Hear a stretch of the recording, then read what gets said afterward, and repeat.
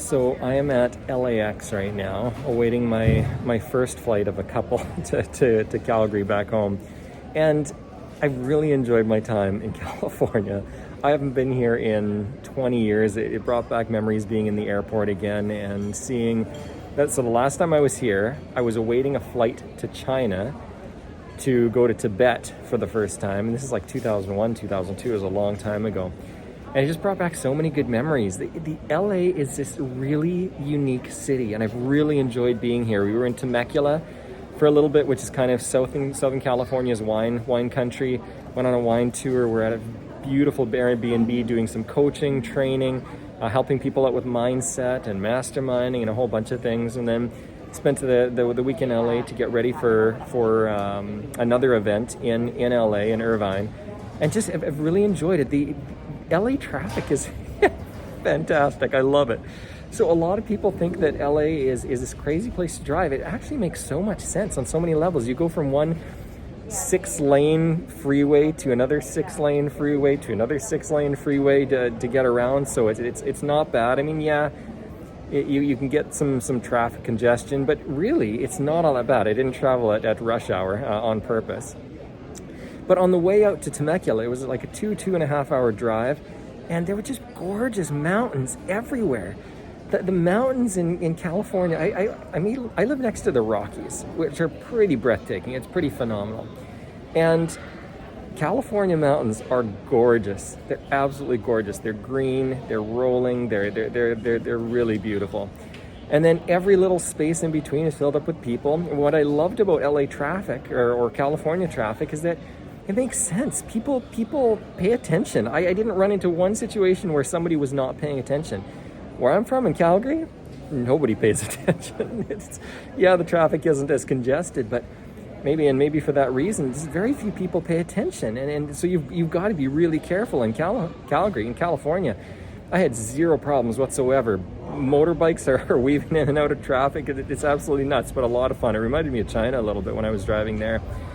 And I've just been exploring. I found a quieter place. I don't know if you can see this. So there aren't a lot of people in the airport right now, or in this little area. And that's not because there aren't a lot of people in the airport. There are actually tons. It's been absolutely nuts here. But what I love about going to a new place or trying things out, whenever I go to an airport, especially a large airport, this airport has seven terminals, and they're massive. And you can find little underground tunnels that take you to different terminals. So I've been for the last hour, I've just been exploring different terminals, walking around, finding little places. I found a quieter place here, which is kind of nice. But a lot of fun. I'd highly recommend exploring the world. There's an aspect, they call it the wow factor. They call it a few different things in the research. But what they were showing is that when you engage in life, and you explore something and you see something and you're curious about it and you kind of get that, wow, that's really cool, that's really neat, that's really interesting, that actually releases a lot of oxytocin in your brain, which feels good. It's the same kind of thing that's released or the same experience as certain drugs in your brain. It's a really unique feeling, but also it actually reduces stress.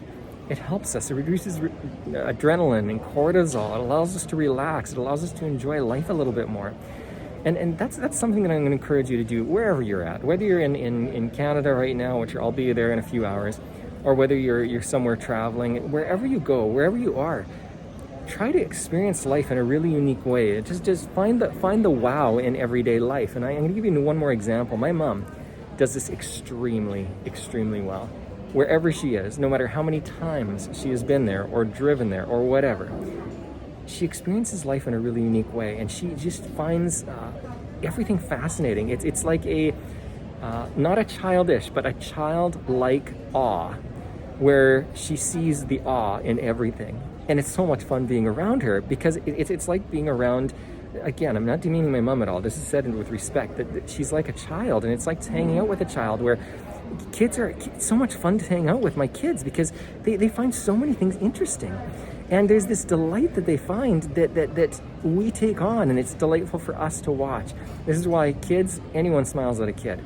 Well, there are probably other reasons, but that's a main reason why people smile at kids, because there's delight in everything, and they're just exploring the world. So that's my encouragement. My challenge to you right now is to explore the world. Enjoy it. Find awe in everything.